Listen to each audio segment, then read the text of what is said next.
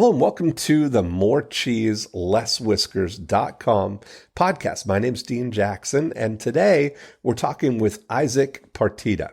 And Isaac helps car dealers and car consultants to grow their business. And he's got a great enthusiasm for applying the 8 profit activators to the auto industry. So we had a really great conversation about where to start with that and looking at what are the metrics that you're going to establish to kind of measure everybody against. The thing about the 8 profit activators is that what we use it for is a context and a set of metrics and measurements that let people know that they're on track. Now, the good thing is that every business is different and every business has its own metrics, its own expectations that you can expect or that you can get.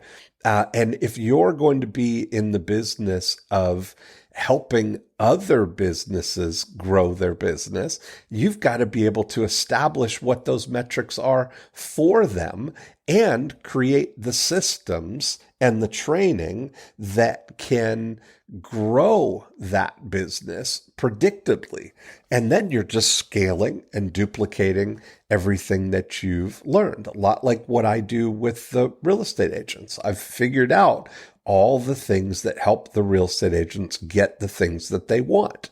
How to get more listings, how to get more referrals, how to multiply their listings, how to find buyers, how to convert leads. All of those things are from my application of the 8 profit activators to the real estate business. And so I love talking with people who have that kind of aspiration of creating something that they're going to syndicate.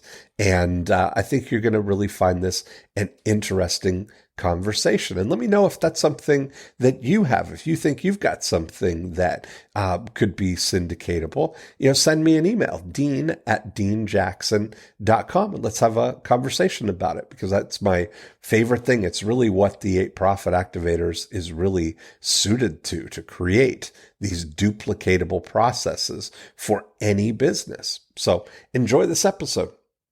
Isaac Partita. Hey, Dean. How are you? I'm doing awesome. I bet.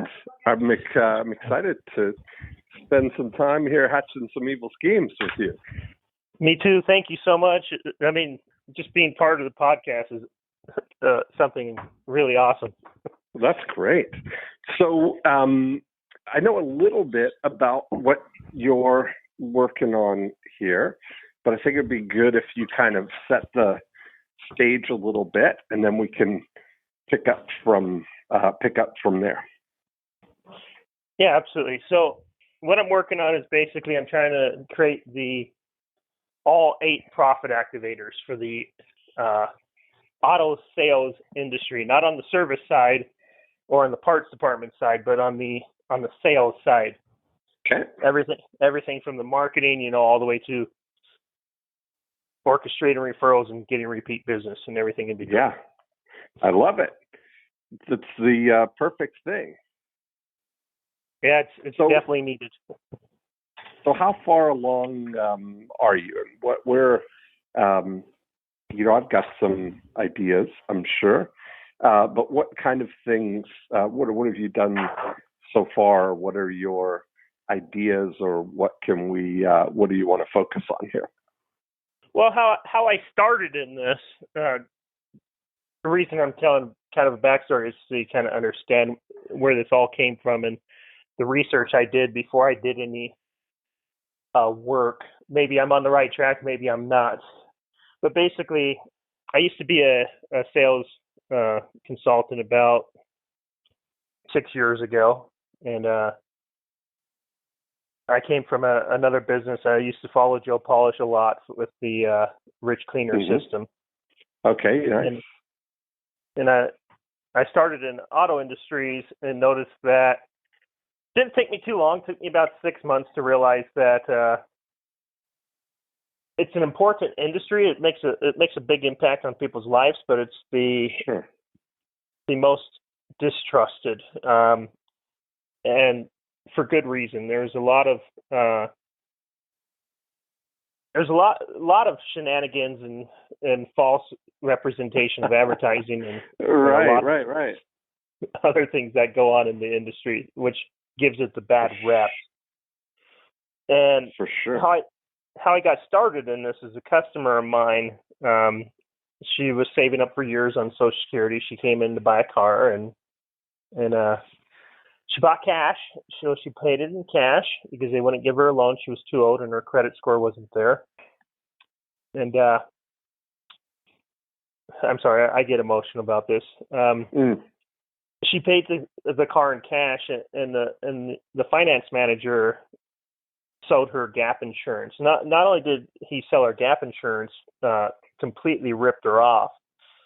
Gap insurance usually about $300 to $500. Charged her $2,800, and he completely bragged about it and said that he raked her over the coals. The nicest lady in the world. And I was like, well, that's enough. I got extremely mad at the dealership, slammed the finance office, and just started yelling at the finance manager. Lucky, I mean, it's amazing I didn't get fired, but yeah, that sparked a desire driving me to want to completely change the industry to the most hated and distrusted, to one where people can actually walk into a dealership, know what they're doing, have an enjoyable purchase experience, and not get ripped off. So in my research, I stopped at well over 100 different dealerships as a secret shopper and uncovered what I believe is every single scam, trick, and con that's out there. So I wrote a book on that, called Dealer Defense. And I didn't stop there. I interviewed thousands of clients. I would say probably literally 2,000 to 3,000 clients, and asked them, what do they not like about shopping for a car? And every single one came up with the same 5 things that I mentioned yesterday. So maybe share some of those, because this would be new people that wouldn't have heard what we were talking about yesterday. So you found that these people, there's 5 things that they hate about buying a car, or that they're most concerned about. Correct. The number one thing that really came up is the lack of transparency. The false advertising, we'll pay you $2,000 more for your car, etc., which is they're really just taking off the price of the new car or overpricing a used car on their lot, so they can legally quote you a $2,000 higher value than what your car really is.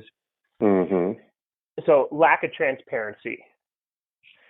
They also hated the high pressure of the back and forth negotiating nonsense, just to feel like they got a fair price. They hated the time it took at the dealership, usually 3 to 5 hours. Which they feel it could be spent a better time, instead of part of it is because the salesperson never listens. They're not taught to listen. They're taught to sell them today on a car. Doesn't matter what. Just push them into a car. The feel of the wheel is the seal of the deal, etc. So they hated, how long it took, which leads into the next thing of they hated that the salespeople didn't really listen to them and help them to find a car that actually fits their needs and wants based upon what they're telling the salesperson. And the last is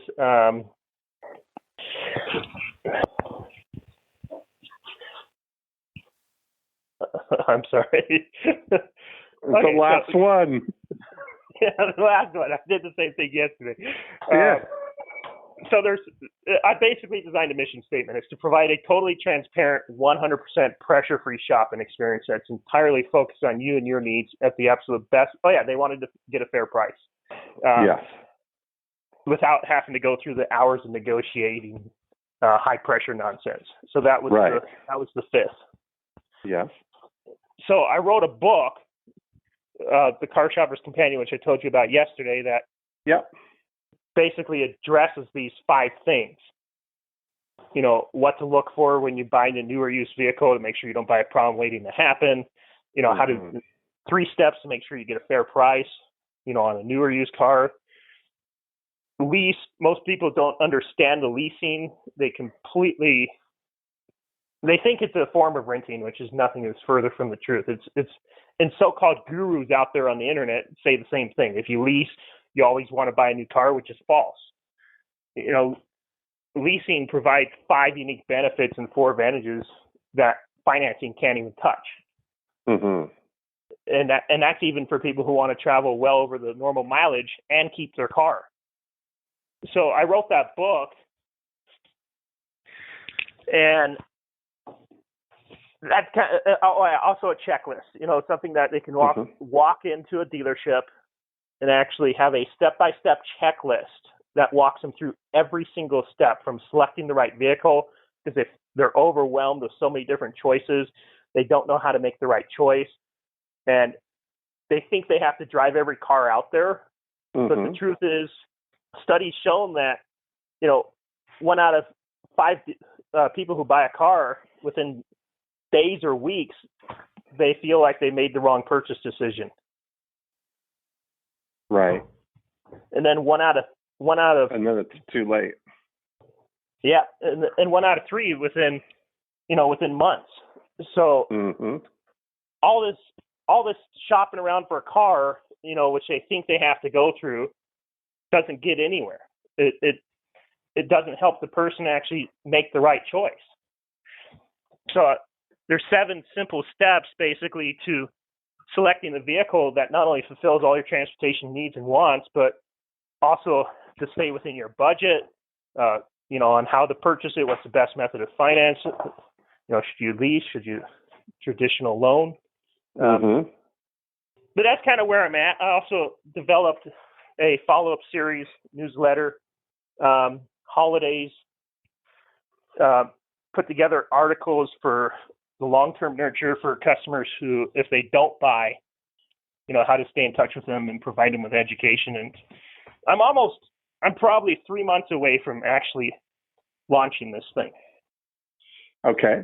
And so who is it that you're going to launch for? Are you going to launch this to car dealers or to the public, or what? Who is it that you're trying to be a hero to? Well, it's going to be a hero to both the dealership and the consumer, because everything is either one-sided towards the consumer, where where dealerships should be a 501(c) corporation and give the car away and all kinds of nonsense that a business can't do and stay in business. And then on the other end, the dealership thinks that they should rip the customer off. Buyers are liars, you know, and there's nothing that actually joins the two together to have a mutual agreement that's beneficial to both. So when you see what's happening now, like when you see what's actually going on in the world, you know, and what the internet has done to the auto industry, you know, it's really kind of addressed a lot of those things that people are concerned about as far as transparency, and because they have access to more information. You know, it's not like the real estate industry in a lot of ways, you know, in that 30 years ago, the only access to information that people had would have been going into a dealer and seeing what the prices are, or maybe seeing the blue book value, you know, to see the things. I actually had heard something that the Blue Book was actually invented by car dealers. Is that true, or do you know that story? I don't know if that's accurate. I know that Automobile Lease Guide was. It was designed by somebody who sold Oldsmobile. Interesting. So so I guess that the thing that I look at for this is, okay, if we're going to say that your intention is to kind of model the 8 profit activators for the car industry, for the auto industry, that kind of comes down to what is going to be the process here that you get this, in front of the dealers for one thing, and what is it actually going to do for them? When you start thinking about this, if the focus is going to be on the dealers, then the idea is going to be what is going to be the dream come true for them, right? Like, what is it that relationship with you or with your system or your materials is going to provide for them? How is this going to, what's the outcome that somebody's going to have that you're able to create for them? It's going to be beneficial on several different levels. The biggest one being the way a customer shops for a car right now, and most customers, they shop around trying to find the cheapest, dirt cheap price out there. Yeah. How can I get the cheapest price? They don't look for the other things that really matter. Like, it's so easy for finance people to completely trick customers all the time inside of the back end office in order to make additional profit, selling them additional products like gap insurance, Scotch Guard, other things that, yes, some of those are beneficial, but some dealerships don't even apply it, but they need to do that in the back end just to make a profit, because on the front end, a lot of the new cars are sold at a loss. So it's going to help the dealerships get a higher quality customer, one that is more concerned with the overall value that's provided to them instead of the cheapest, dirt cheap price. They're going to be different when they come into the dealership. And I know it's kind of hard to believe, but when you can't understand it unless you sell a car. When a customer comes in, they could be the nicest customer on the planet. When the 364 days of the year, they could be their neighborhood, help out in the neighborhood, help out with children, senior, elderly, everything. They come into the dealership, they think they have to raise their barriers, lie to you to protect themselves. Oh, yeah, and behave like a jerk, because of the atmosphere or the perceived vision that the dealerships have because of what they've done to themselves. So it'll give them a much higher quality customer, one that actually allows you to help them because they view you, wow, this place is honest, it's trustworthy, I can actually work with them, and not have to be scared about being ripped off. And then it's also going to help with repeats and referrals by having that relationship with the customer. So they give out referrals. They come back to buy another car, or if they're even looking for a different brand, a lot of the pre-owned vehicles, like a year old, a dealership, what I've noticed is if the customer really likes you, even if they're looking to purchase new, they'll buy a pre-owned one from you the same year with a few thousand miles on it just to do business with you. So now, yeah, I mean, I think there's certainly an element of that they're not just going to do it just to do business with you. That if they have a need for a car. I think that's really the reality. It's all going to be driven by somebody's need. If they need a car, and that they're going to maybe do business with you, but it's all going to be sort of driven by by selfish desire. That's what everything, the whole world revolves around that, right? Correct. So tapping into that is really the thing that is the best case scenario for everybody. Is you can't go wrong making things play into what somebody really wants. And there's a way of I'm noticing that there's a difference between just doing it and doing it in a way that they're telling you that they're doing it, but it feels more like a technique or a tactic when you're telling people what you're doing, right? So it's almost like showing the math in a way is very different. Yesterday, and when you're saying we were talking yesterday, just to let people know that was in the context of a member call for our email mastery program. So we had a shorter conversation about some of this yesterday. That's why when you're saying yesterday, that's what you're talking about. Now, as I'm thinking about it right now, right, these things that you're saying, addressing these things. We mentioned yesterday how I look at things like CarMax,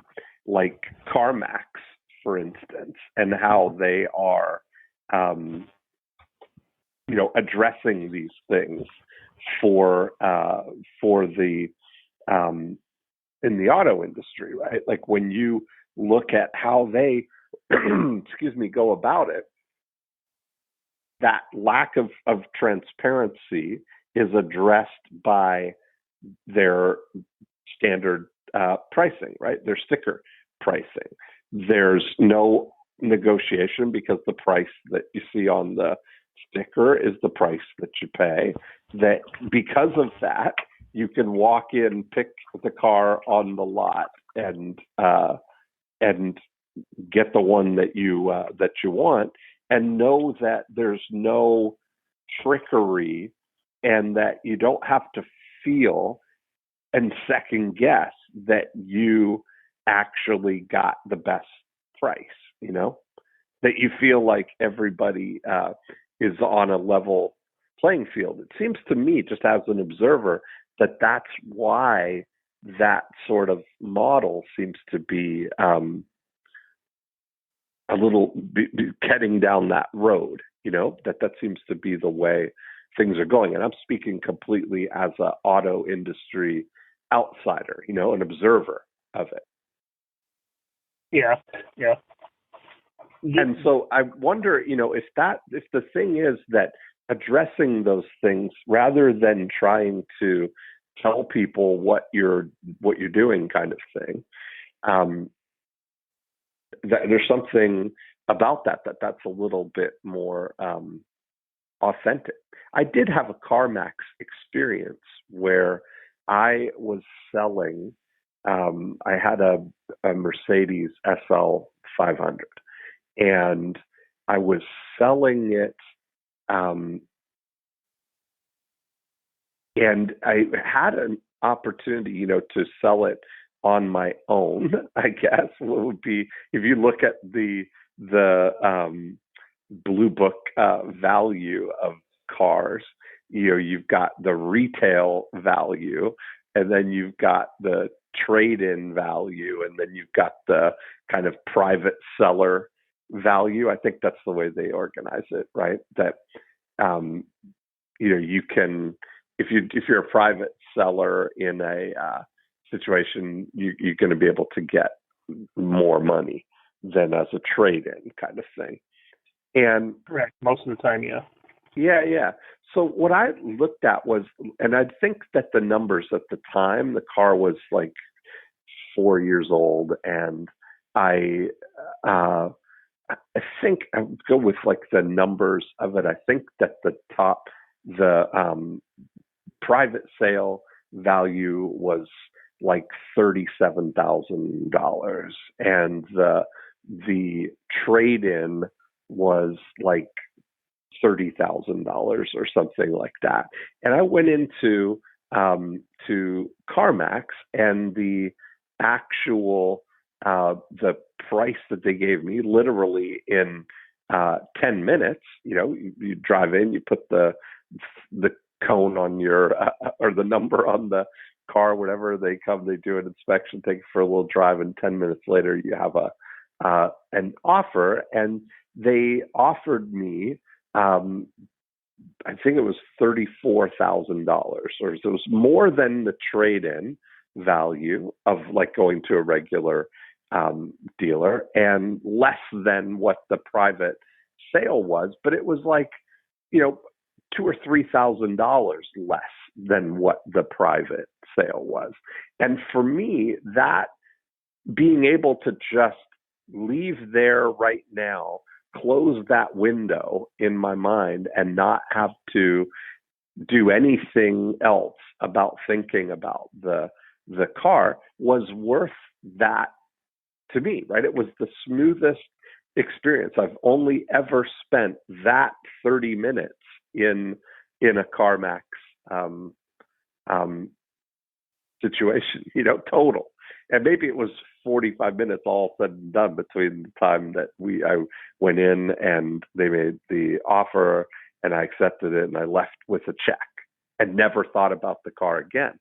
That to me was like a really good barometer of what's actually coming right now, like what we're at in how that world is working. And You're I right. imagine it's the same if you're going to buy a car, right? It's starting to try to get a little bit more transparent, except for most dealerships do not participate in that.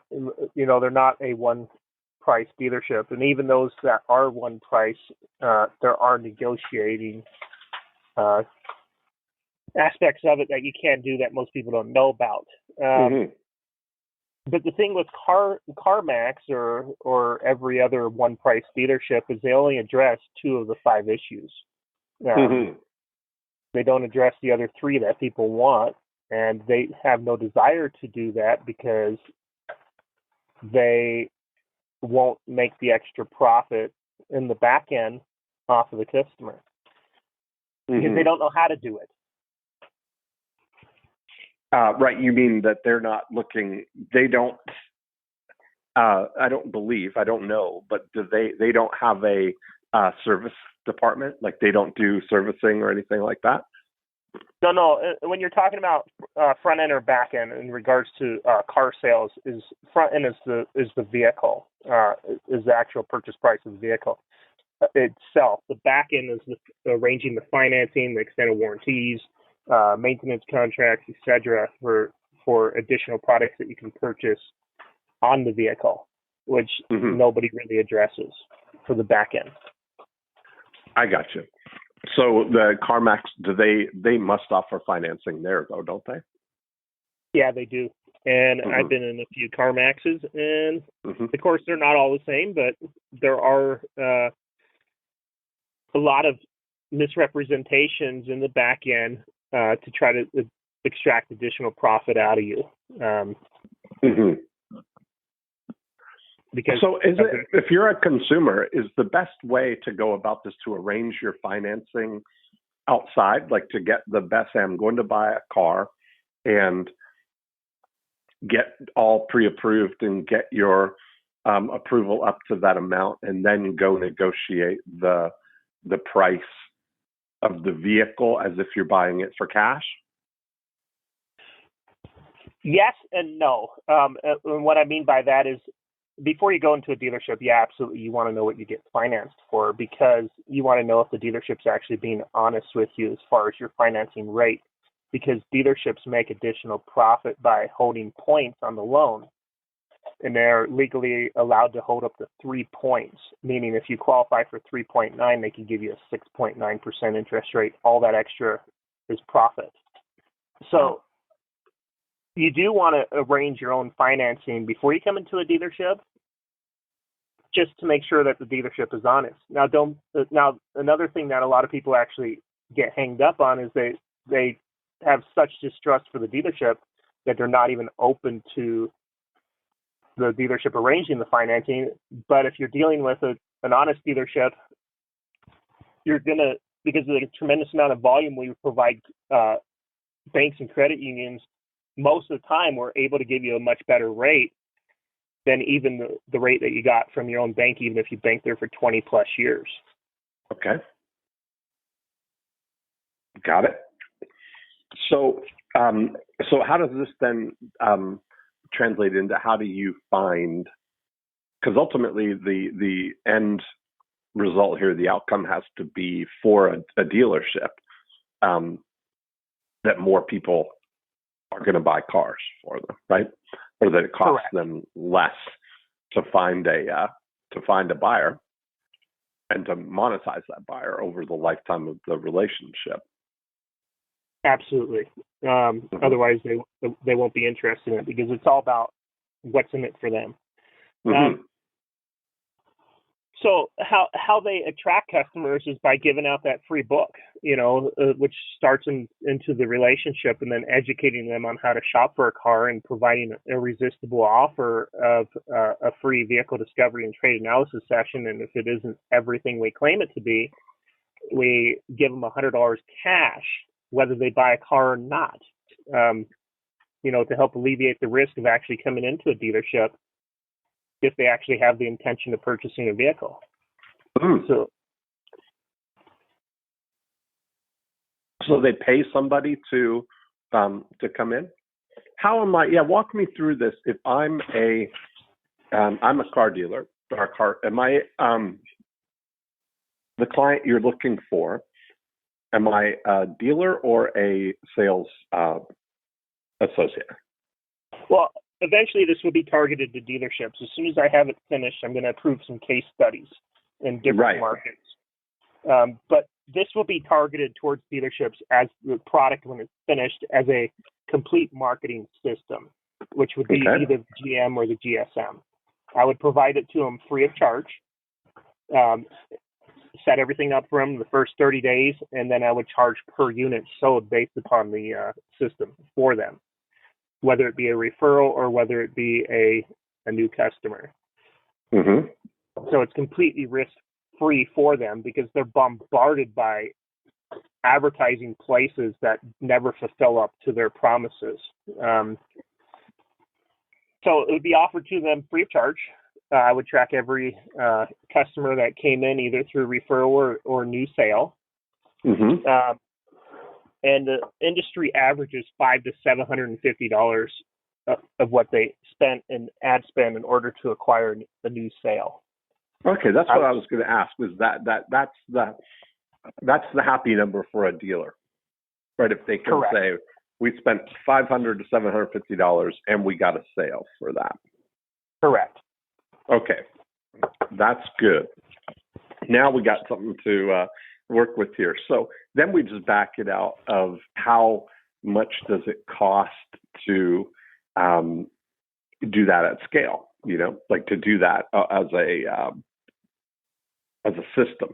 So we've got, it's almost like I always talk about how the before unit, what we want to think about it is a separate division that is a supplier to the during unit. So if you say the dealership there, that this before unit, even though it's part of the dealer and being run by the dealer or on behalf of the dealer, that it's almost like what we're looking at is that they can have a vending machine and say, I want to get a new car buyer and I'm willing to pay $750. So here's $7,500, send me 10 of them this week, right? That's really what the predictability that a dealer would love if that was available to them. Correct. Yep. Okay. So now then it becomes, do you have that capability? Can you deliver that? I don't know yet because I never made it live. I'm going to launch it live at the end of the year as a case study for myself and then also my business partner in Colorado, and proven in 2 different markets. And then, okay, here's the results off of it. Here's repeats, referrals. This is the ad sources or the distribution sources that we used, and these are the results that we get off of it. Right. So now, when you're, are you acting as a car sales associate in your testing? I mean, for you and your partner, or are you acting as like in conjunction with a dealer? I'm a auto consultant for dealerships. Okay. Same with my business partner. Okay, so that means, right now you sell cars to people, that you help people find cars, individuals. As of Monday, no, because I quit. Oh. I took the rest of the year off to the end of the year to finish this all up. But yes, I will be selling automobiles. Okay, great. So, and that's really the greatest thing, is that you've got to be able to create. You've probably heard me talk about the idea of your scale-ready algorithm, right? That's what you're looking for, is you've got to be able to have a prototype, be able to point to something and say, this is how it works. This is what it looks like. So have you read, by the way, the E-Myth by Michael Gerber? Okay.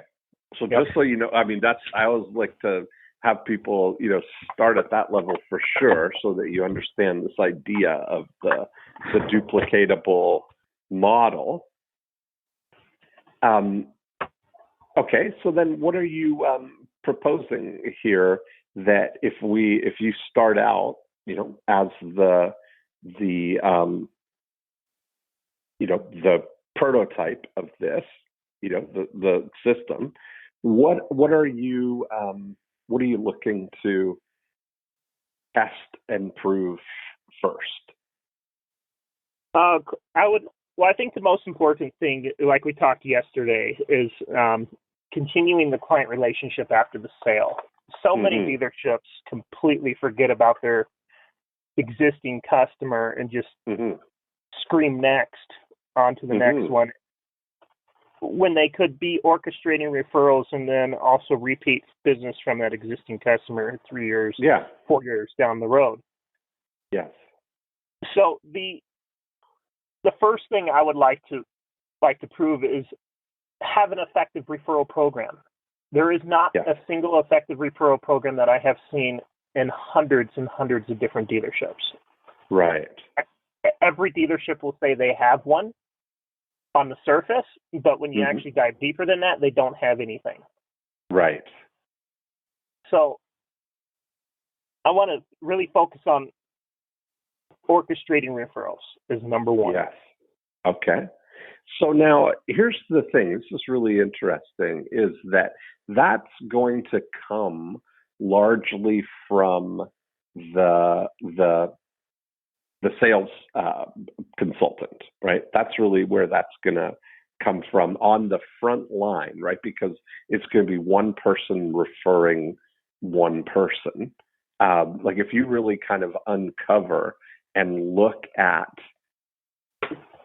the mechanics of how the referrals actually happen in a car dealership, what does it look like? Have you done any kind of analysis of that, or had some experience of that? How long have you been selling cars? 6 years. 6 years. Okay, so in that time, have you've gotten referrals? I'm sure. Oh yeah. At one point, I was only working off of referrals. Okay, great. And so when people would refer, what was the scenario? Like, how did that happen?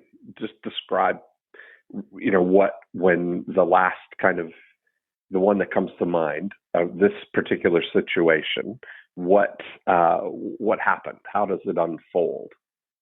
You get a call? The or does number somebody one walk in?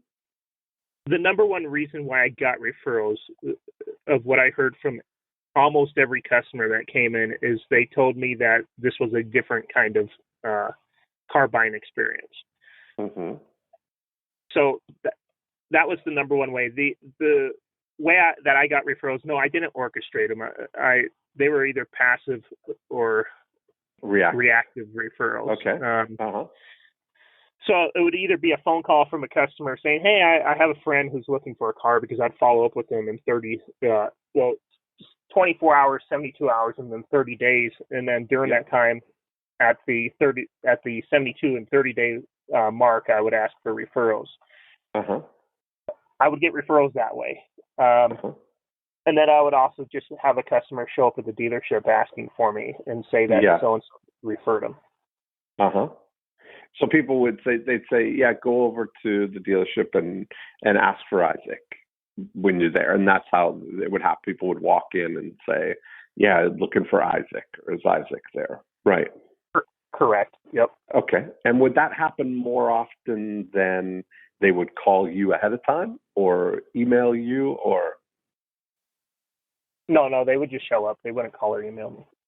Okay. So would you say that was predominantly how it would happen, that they would walk in and ask for you by name? Yes. Okay. And so that's awesome. That's a good, that says a lot about the trust that people have with you, right?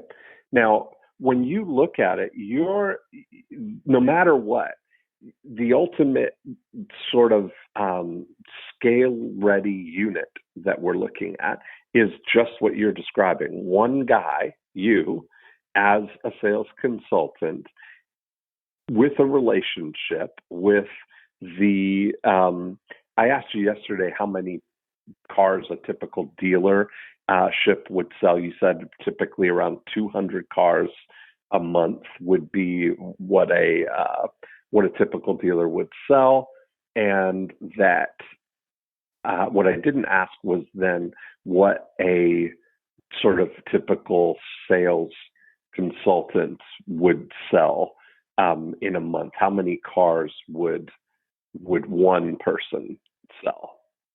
They say the industry average and how dealerships actually sell their staff is, if they sell 200 cars, or, well, I'll do simpler math. If they do 160 cars, they want 20 salespeople. So eight per salesperson, which is a ridiculous low number. But that's about the average. That's about the average. So the average salesperson is selling 2 cars a week, basically. There are 100 cars a year. Is that about right? What they're looking for from that? That makes sense. Correct. Okay. So when you look at this, are there is that something that that's the average, right? So you have, what would be the scale, really? I mean, you're going to have people who are selling, what would a really strong sales consultant sell in a month? 20 plus. Okay. So there we go. So they're going to, your top performers are going to double that, and your weakest performers may sell half of that again, right? Half of the 8 that they're looking for. Correct. Okay. So what we're really looking for then is, if you're looking that somebody is selling 100 cars a year on average, that person. And if we look at the average, you told me yesterday the average is 36 to 39 months that somebody's in a vehicle, that over that period of time, a consultant who's been at it for 3 years could have sold 300 or so people, right? That there could be, if somebody's 3 years into their consulting career, that they would have 300 cars on the road that they helped people buy, right? That would be kind of the peak before. If we started today, the first person I sold on a 3-year lease or a 3 or 4 year financing, they're going to be in that car, and then 3 years from now, they'll be the first person that's kind of graduating. That's, or what do you call it in the industry? That somebody is gone through the whole term, coming to term, or what do they call it? Loan maturing or lease maturing. But most of the time, people don't wait their full term of the loan, so it's just a vehicle exchange program. Okay, perfect. So when you look at this now, so that's 3 years, right? So that person, first of all, has to generate enough, business to get those people. But where we look at, I mentioned yesterday, starting with the after unit as the core of this, that you're looking at the nurturing those relationships to have a measure of return on relationship. And so when you look at it, that if somebody's got some number of people, and if a car dealer, or car sales consultant, same as real estate, I would look at them picking their top 150 sphere of influence too that they have, right? The people who know them already, that if they did have a car need coming up, that they would consider working with you to buy that car. So starting with those people, I would be constantly monitoring that return on relationship and know what that number is, right? So if I'm starting out and after the first year, I've got 100 people I've helped 100 people buy a car. So that means that there are 100 people out there right now driving the car that I helped them get. Plus, I've got 150 people that I know that I have a relationship with, right? And by relationship, I mean that if you saw them at the grocery store, you'd recognize them by name and you'd stop and have a conversation with them. So I've got potentially 250 referral sources out there right now, right? I've got 250 relationships. And so what I would be looking to establish is the metric of return on relationship, meaning I would look at it that, let's say that in that second year, over the next 12 months, that I got 25 referrals over the course of that year, that would be a 10% return on relationship, right? If we look at the 250 people generated 25 car sales for me, either directly or one of my friends or somebody I know buying a car, or referring me to somebody who bought a car. And you look to establish what is the right number for that. Like if you're going to go out into this environment, the thing that's very helpful for you at offering a system that helps people generate more business is to have some what I call proprietary metrics, right? Like there's not probably many people talking about that as a metric specifically. Return on relationship. And so it's one of those things that if you can show, like I can with the real estate agents, that the gold standard, like what's a reasonable expectation of what we're able to create for people is that we can generate a 20% annual yield on their relationship portfolio as a real estate agent. That now, if we take somebody who's not proactively focused on their after unit and show them what happened in the last year, if we look at out of the 100 people that they sold cars to, how many people were referrals or direct business from somebody in your sphere of influence, and if that number was 10, let's say, that their return on relationship would be something less than 5%, right? And so to know that if you did it lined up each of the sales consultants in a dealership, if you got 20 salespeople, there's going to be somebody who's got a higher return on relationship than somebody else, but nobody's probably measuring that.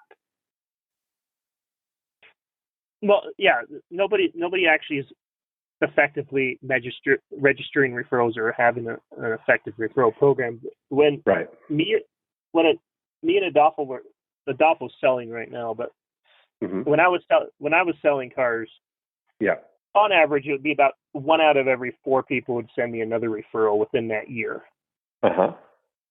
Same with Adolfo's about 50%. So if he sells 2 cars, awesome. he'll get a third car from that referral within the year, which I think is a really low number, because I think it could be almost 1-to-1 if you really had an effective referral program. Right. And that's part of the thing, right? Like when you look at it, this is why dividing the business into those 3 divisions, right? The before unit, the during unit, and the after unit. That's why when you're focused on one of them at a time, you can really go all the way and see like how high is high with this. How high, like when you're saying like Adolfo, if he's getting a 50% referral rate, that's pretty incredible.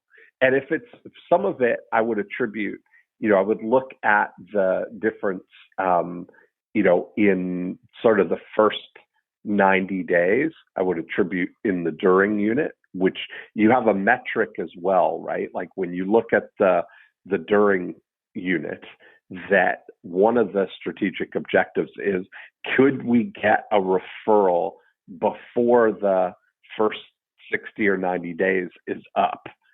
That would be a one set of strategies. But then after you're into the relationship period, I would say like after that 90 days, then you're into the after unit. And part of your whole strategy, part of your whole architecture of this is to decide where are the boundaries, right? Like we call on the real estate side, we're 30 days or 30, 60, 90 days after the sale are Profit Activator 6, which is still part of the during unit, right? It's providing after sale service. And our objective in that, of course, is to get a referral, kind of, and we call that during the transaction,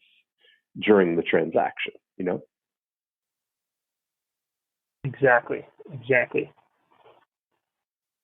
So I love it. I mean, that's kind of, and so I would look and monitor, like, what is Adolfo doing that is repeatable, right? Documenting, getting into the situation where what could you now, because here's the thing is once you get the actual recipe for what he's doing, the next thing that you have to be able to do is now duplicate it in somebody else once. Which we have every single stage of the 8 profit activators individually. I've spent a lot of time on this, a lot of times. So we have scripts and everything on how to call the customer. Yeah. Our after sales service is the first 30 days after the purchase. 30 days. So that makes sense, right? Because it's reasonable that they're not gonna spend months and months looking for a car like they would looking for a house, right? So it's a shorter period. So 30 days, in that shopping experience, and 30 days after that makes total sense. So like you said, that 24 hours, 72 hours, and then 30 days, that's a good thing. If you get somebody like instituting that system as a process, that's going to be a nice, that'll be a fun way to document. And that becomes then your proof, that you show. If you go into a car dealer and you say, listen, job number one here, we're going to get you an ROI on every dollar that you spend implementing this program. And the first thing we're going to do is focus on your referrals and repeat business. And that, to show them that typical dealer, you're building case studies both on an individual salesperson, which you can then extrapolate times 20 to the, what it would take there, what an impact would be.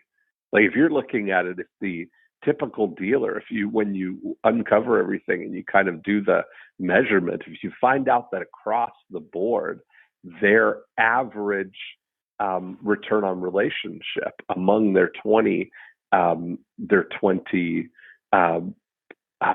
consultants or salespeople is 5% or 10% or whatever it is, and then you're showing Adolfo and the 10 people that you've implemented this with are at 50%, that shows that that's an amazing impact, right?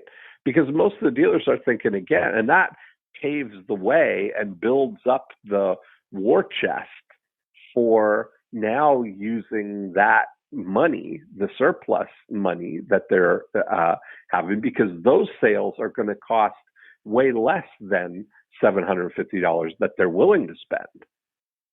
Yep. Right. So now you take that excess money to create the war chest to now put into the before unit to find people for less than $750. It's pretty interesting, actually.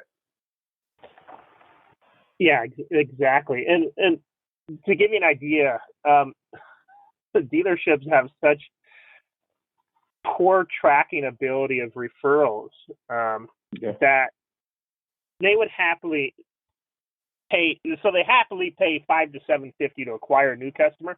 But then when it comes to referral and paying $100, a lot of dealerships have the issue of paying the $100 out for the referral, even though it's 1/5 or 1/7 of what they would spend to actually get a higher, to actually get a new customer.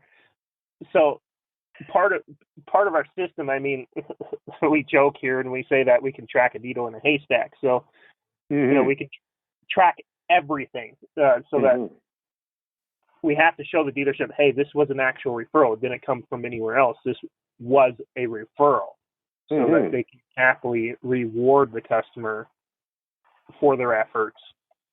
But again, that's not why people refer, like you mentioned. Right, exactly. Yeah, to thank. There's a difference between thanking, which is wonderful, and as a bounty or incentivizing kind of thing. A head hunting, and so it's better to, as a thank you, to really encourage that. But the reality is that most people, because it's such a headache, and because it's an industry that's so fraught with the opportunity to get ripped off or taken advantage of, that it's there's a built-in incentive that when you find someone that you trust, that you want your friends to get that just to avoid being taken advantage of, Yeah.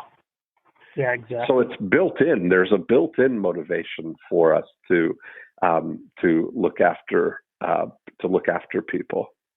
But it's exciting that you've got, this framework of the 8 profit activators really completely fits with the car buying experience and the relationship of it. It's even more important now as it's, really threatening to become more Amazon-like in a way, right? Where it's just literally where Amazon could just deliver the car on a flatbed right to your door without you ever having to go into a dealership. That's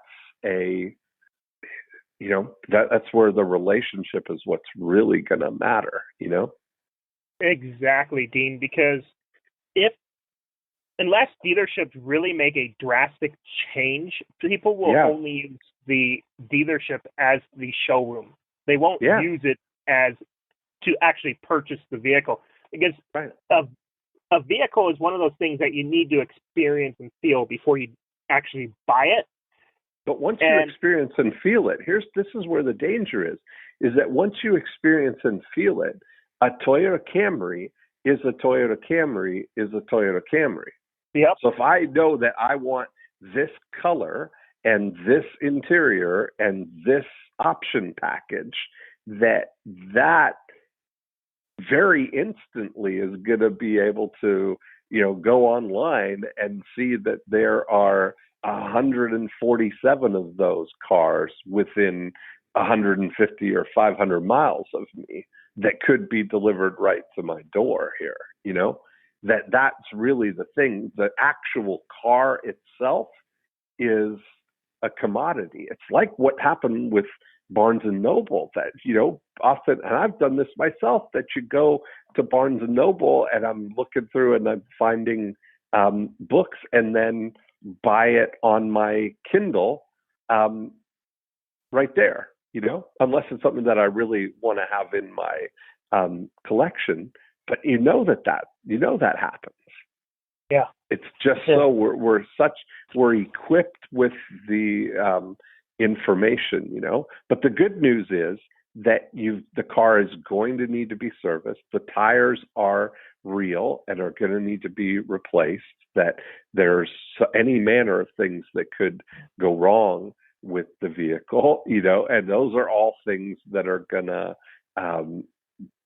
be consumed on a local basis. It's not going to help you to get a better price on something from a dealer 500 miles away to ship it to you, but then you don't have a relationship, if anything, if you need anything for it. Exactly, I've seen myself, with customers before in the past, that they will actually pay a higher price than another dealership down the road, just because what you're able to offer them and the experience they have of working with you. It's happened to me numerous times when I was selling. There's a great article, and I've talked about it on the podcast, that there's a great article that was in the New York Times called "The Tyranny of Convenience."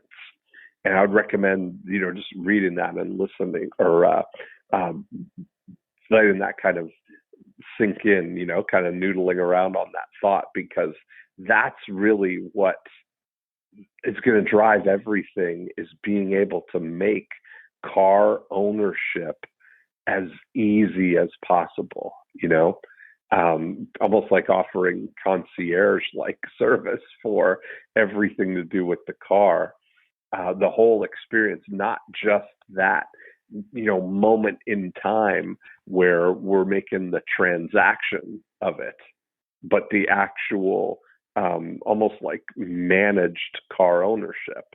That's there's value in that, Yeah. Yep. Experiences. That's really the thing. And that's where smart car ownership. So we have newsletters designed already that we have. It's designed to help them get maximum value out of their vehicle, trouble-free life, so to drive safer in all types of weather conditions, everything car related, to help them get more enjoyment out of their vehicle.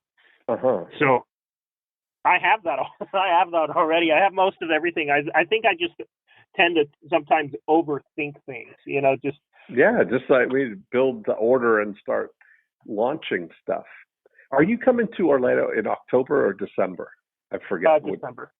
In December. Perfect. Yeah. So that'll be a great opportunity to really kind of lay it out and, build a blueprint for it. But yeah, I think I think there's a big need for it for sure. Oh yeah, absolutely. Absolutely. It's exciting. Well, I really enjoyed that. Yeah. The conversation was, it's like, wow, I already know most of this stuff. It's like, hey, why aren't I doing it yet? It's like, it was, right.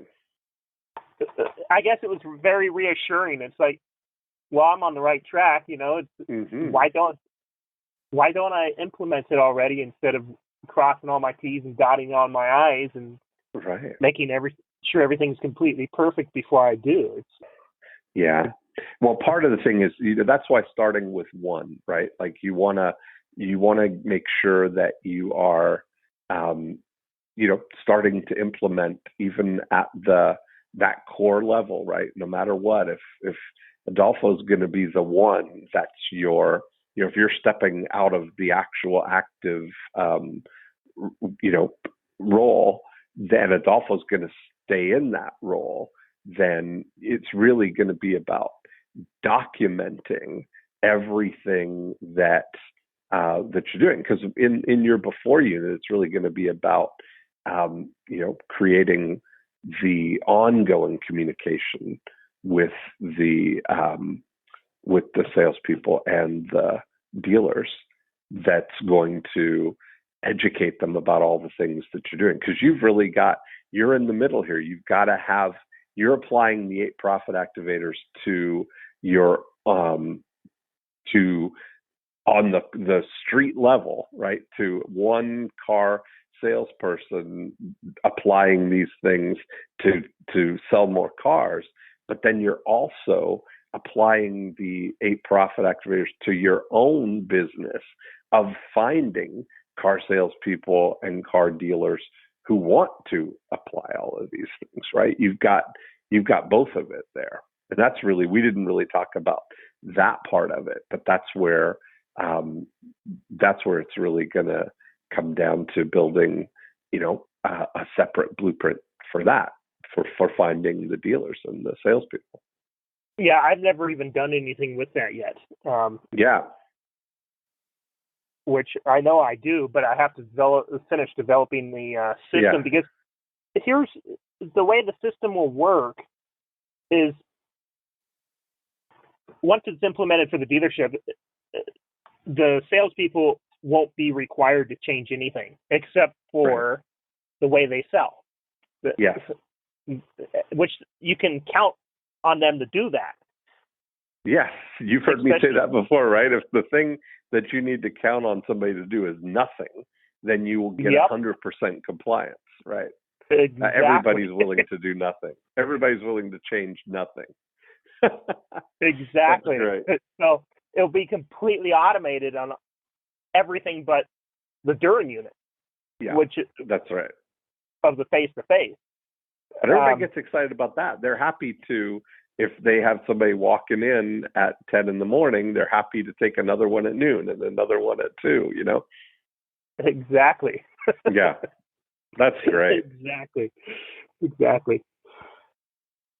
Well, thank you so much. Very exciting. Where would you recommend to start? I think, really starting to look at this as you've got to get very serious about documenting, in a way that you're creating it like recipes, for what Adolfo's doing. And then picking one person who's not Adolfo and observing, sharing that with them and observing how they actually are able to implement it and get that same result. The faster that you can get started with that, the better that it's going to be. You know, it's not, even though you're going to have, you're going to go to the masses with this, all the dealers, it's going to be important that you can point to one person that from a standing start was able to go that way, or one dealership that's not like your dealership or Adolfo, that you've got one dealership that will let you install that. But it has to start with the sales. It has to start with one, the unit of one, right down to that scale ready algorithm. You got to crack the code for one salesperson to double their business. And that's where you're going to, you know, get scale then, is scaling that system. Okay. Yeah. And I know when you've got big plans and you got big vision, it's like, you know, we did an I Love Marketing episode with Damon John about his book, The Power of Broke. And we kind of talked about that idea of the, you know, everything has to start with one core thing. You know, he started selling hats on one corner in Queens, you know, and that was what built the empire. And the same thing, if you're going to help all the car dealers in America, you've got to, you know, be able to help one car dealer, and one car dealer with one salesperson. You know, that's kind of the way it has to. That's kind of the way it has to go. Okay. Yeah, that makes sense. Yeah. Awesome. Well, I'm excited. I love talking with you. I'm looking forward to seeing you in December, and you know, keep me posted. We'll be working together in email mastery too. So in a couple of weeks, if you've got something else that you're implementing already, we'll be able to stay connected that way too. I know I will, because I'd like to talk awesome. with you about the before unit. Yeah, perfect. All right. Well, thank you, Dean. Thanks, Isaac. I'll talk to you soon. And there we have it. Another great episode. I loved having those conversations. I think that Isaac's got something that's got some real traction there. I always enjoy talking with him. I get the opportunity to work with him in our email mastery program as we're creating a case study out of the things that he's working on. And I'm looking forward to being with him and spending some time in December at a breakthrough blueprint to really lay out the action plan to take this model and, you know, march it across the country and take over the auto industry. I think Isaac's, you've got a real passion for this. He's certainly put in a lot of time and thought into his approach. Sounds like what they're doing with he and Adolfo is working. You know, if Adolfo seems to have a very high referral percentage, if they can transfer that to other people, that's going to be a wonderful outcome for everybody. So I look forward to seeing what happens over the next 12 months, 24 months, 36 months, and see if we can help Isaac transform the auto industry. So if you'd like to continue the conversation here, just go to morecheeselesswhiskers.com. You can download a copy of the More Cheese Less Whiskers book. If you'd like to be a guest on the show, you can just click on the Be a Guest link. Tell us a little bit about your business, and then maybe we can get together and hatch some evil schemes for you. And we talked a lot in this episode about the 8 profit activators, and an easy way for you to see how the 8 profit activators are affecting your business right now is to go to profitactivatorscore.com and take our online scorecard. You can go through and find yourself on each of the 8 profit activators, and you'll find that even just having that awareness of where you are in the grand scheme of things, you'll be able to identify where the opportunities are and where the weaknesses are to find out what's helping grow your business or slow your business right now. So you can do that at profitactivatorscore.com. Other than that, come back next week. We have a whole new episode for you. Have a great week. I'll talk to you next time.